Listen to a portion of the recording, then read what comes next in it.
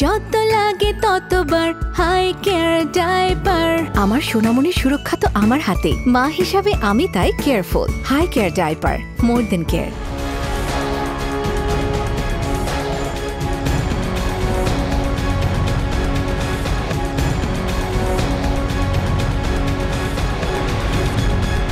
নির্বাচনকে বাধাগ্রস্ত করতেই মাজারে হামলার ঘটনা ঘটানো হয়েছে, এমন মন্তব্য বিএনপির নেতাদের। তৌহিদি জনতার নামে নৈরাজ্য সৃষ্টি করা আন্তর্জাতিক চক্রান্ত বলেও মন্তব্য করেন তারা। এ নিয়েই আমাদের কথার আজকের আয়োজন। দর্শক সবাইকে স্বাগত জানাচ্ছি এটিএন নিউজের নিয়মিত আয়োজন আমাদের কথার আজকের পর্বে। আপনাদের সাথে আছি আমি সাদিয়া ন্যান্সি। এমন অপ্রত্যাশিত ঘটনাকে কিভাবে দেখছেন সাধারণ মানুষ, শুনবো তাদের ভাবনা। তবে মূল আয়োজনে যাওয়ার আগে চলুন দেখে আসি এ বিষয়ে এটিএন নিউজে প্রচারিত একটি প্রতিবেদন। শনিবার সকালে নয়াপল্টনে বিএনপির কেন্দ্রীয় কার্যালয়ের নিচ তলায় ঈদে মিলাদুন্নবী সাল্লাল্লাহু আলাইহি ওয়াসাল্লাম উপলক্ষে মিলাদ মাহফিলে সংক্ষিপ্ত বক্তব্যে বিএনপির জ্যেষ্ঠ যুগ্ম মহাসচিব রুহুল কবির রিজভী বলেন, হঠাৎ করেই কেন মাজার ভাঙা, লাশ পুড়িয়ে দেওয়ার মতো জঘন্য ঘটনা? তৌহিদি জনতার নামে কারা এই কাজগুলো করছেন, আপনি দেখবেন এদের পিছনে আন্তর্জাতিক ষড়যন্ত্র আছে। দুপুরে গণ অধিকার পরিষদের সভাপতি ও ডাকসুর সাবেক ভিপি নুরুল হক নূরকে দেখতে ঢাকা মেডিকেল কলেজ হাসপাতালে যান বিএনপির স্থায়ী কমিটির সদস্য মির্জা আব্বাস। নূরকে এখনও বিদেশে না পাঠানোয় হতাশা জানান তিনি। এ সময় আশঙ্কা জানান মাজার হামলার মতো আরও ঘটনা ঘটতে পারে। এগুলো আসলে বিচ্ছিন্ন কিছু না, নির্বাচনকে সামনে রেখে এই ধরনের আরো অনেক কিছু সামনে আসতে পারে, যাতে নির্বাচনটা না হয়। একটা শ্রেণীর লোক চাচ্ছে যাতে নির্বাচন না হয়। আমার মনে হচ্ছে না দেশে একটা স্বাভাবিক প্রক্রিয়া যাচ্ছে, অস্বাভাবিক প্রক্রিয়া দেশে এগিয়ে যাচ্ছে। এ সময় গণ অধিকার পরিষদের সাধারণ সম্পাদক রাশেদ খান দাবি করেন, জাতীয় পার্টির অফিসে আগুন দেওয়ার ঘটনায় তাদের দল কোনোভাবেই জড়িত নয়। সেই হামলা অগ্নিসংযোগের সাথে গণ অধিকার পরিষদের ন্যূনতম সম্পর্ক সংশ্লিষ্টতা নাই। এদিকে বিএনপির প্রতিষ্ঠাবার্ষিকী উপলক্ষে বিকেলে ধানমন্ডি ক্লাব মাঠে ঢাকা মহানগর উত্তর এবং দক্ষিণের মধ্যে জিয়া প্রীতি ম্যাচের আয়োজন করা হয়। এতে প্রধান অতিথি হিসেবে ফুটবল ম্যাচের উদ্বোধন করেন বিএনপির স্থায়ী কমিটির সদস্য সালাউদ্দিন আহমেদ। প্রধান অতিথির বক্তব্যে তিনি বলেন, রাজনীতিতে গুণগত পরিবর্তন আনতে হলে ভালো রাজনৈতিক আদর্শের উপস্থাপন করতে হবে। ভালো রাজনৈতিক সংস্কৃতির চর্চা করতে হবে, লালন করতে হবে। তার মধ্য দিয়ে অতীতের ফেসিবাদী রাজনৈতিক অপসংস্কৃতি বিলুপ্ত হবে। অতীতের সমস্ত আদর্শ, অতীতের সমস্ত ফেসিস্ট ভিত্তিক যে সমস্ত রাজনৈতিক চর্চা রয়েছে সেটা বিলুপ্ত হবে। সকালে গুলশানে চেয়ারপারসনের কার্যালয়ে বিএনপি মহাসচিব মির্জা ফখরুল ইসলাম আলমগীরের সঙ্গে সাক্ষাৎ করেন পাকিস্তানের নতুন হাই কমিশনার ইমরান হায়দার। মনিরুল ইসলাম ইন্টু, এটিএন নিউজ, ঢাকা।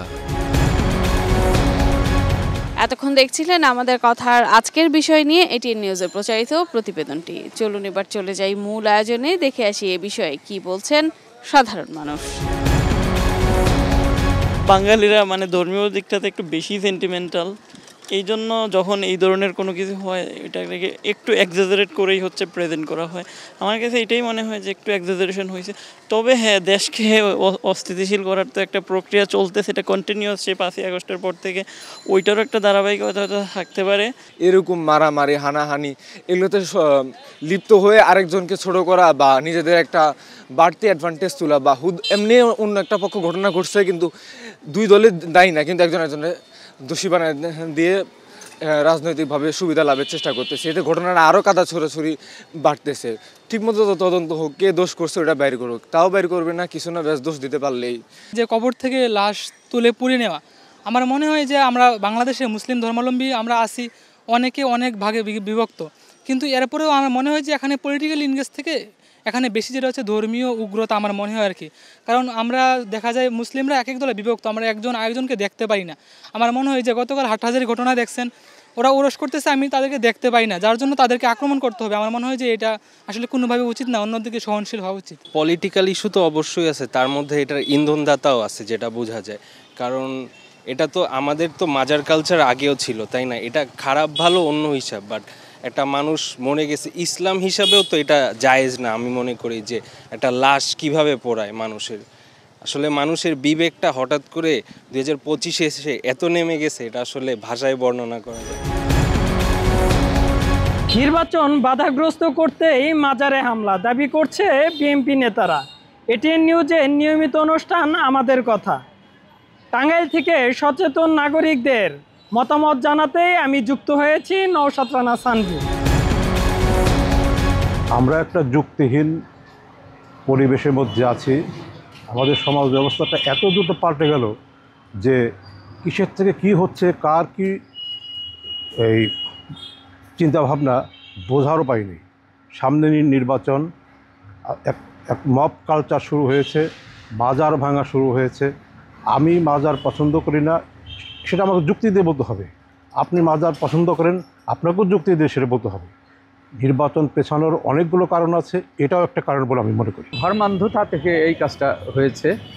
মাজার পূজা, কবর পূজা এটা আমরাও পছন্দ করি না, কিন্তু এটা এই যে ধর্মানুরোগিতার প্রমাণ তো এটা না যে মানুষ হত্যা করা বা জ্বালাও করাও করা, এটা সেটা না।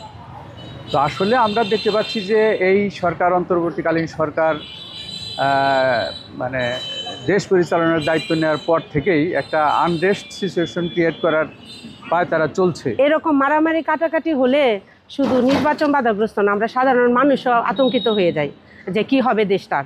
আমরা দেশটার আসলে মানে মঙ্গল চাই, মানে এমনভাবে দেশটা মানে পরিচালনা করবে এরকম মানুষ চাই যারা মানে এই বাংলাদেশটাকে ভালো রাখবে।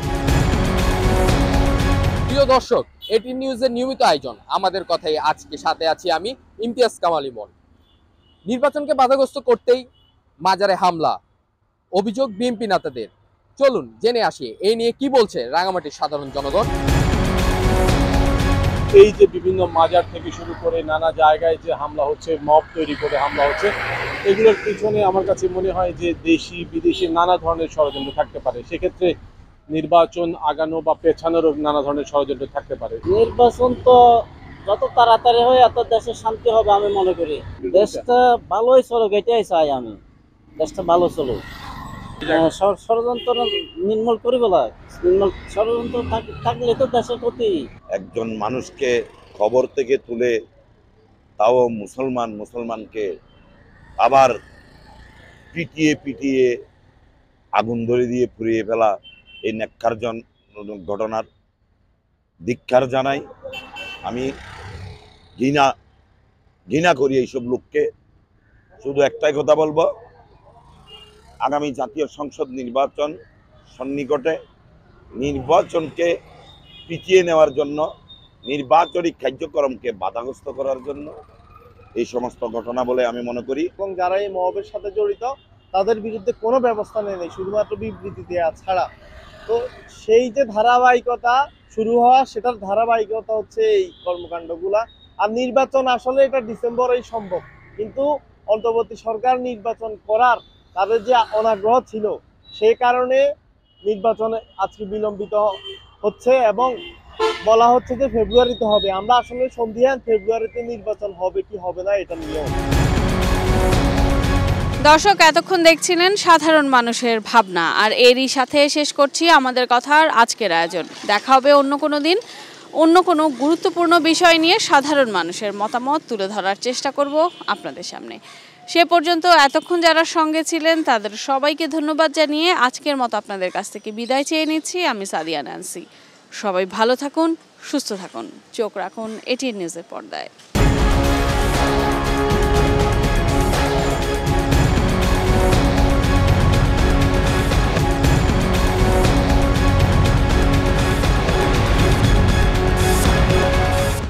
আমাদের কথা সৌজন্যে high care baby pant diaper. যত লাগে ততবার হাই কেয়ার ডায়পার। আমার সোনামণির সুরক্ষা তো আমার হাতে, মা হিসাবে আমি তাই কেয়ারফুল। হাই কেয়ার ডায়পার, মোর দেন কেয়ার।